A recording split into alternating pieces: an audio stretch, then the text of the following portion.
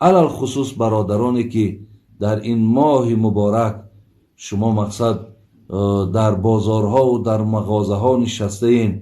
این ماه را من از همون ابتداها دائم گوشزد میکردم مردم باز میگم که در این ماه حرکت کنین که شما دنبال فایده های مالی تا نگردین. شما حرکت کنین که از همون مال آوردگیت زیان نبینی، یعنی همون مقصد مالی را که به چند مبلغ آوردی همون مبلغ تا اگر به دستت آورده توانی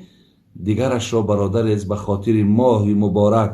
که این ثوابهایی که در پیش داری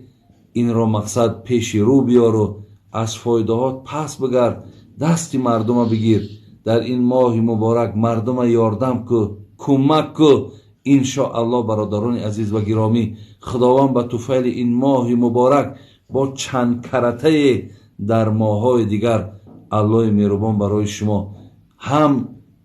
مالتان میتد و هم از ثواب این ماه برخوردار میشوید. شما اگر این ماه را فرصت دانین و گوین اکی این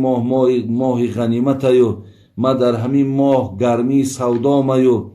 مقصد این حالت ها ایدست میروند، مردم مجبوره که یگان چیزی خرو ولی من از همینجا فایده به دست بیارم. برادر عزیز حقیقتا تو فایده به دست میاری، تو مبلغا را به دست میاری، تو از اون مبلغا مقصد ها بله ذخیره میکنی، ولی آن چیزی که خیلی مهم است برادر عزیز و گرامی وای از دست میتی. شاید برادرای عزیز در این ماه مبارک وقتی که تو مثال با بیرحمی و بی انصافی و دنبال مقصد به دست آوردن فایده زیاد اگر حرکت کنی، شاید یک نفر گوید که خدا برکت تگیرد، یا ای انسان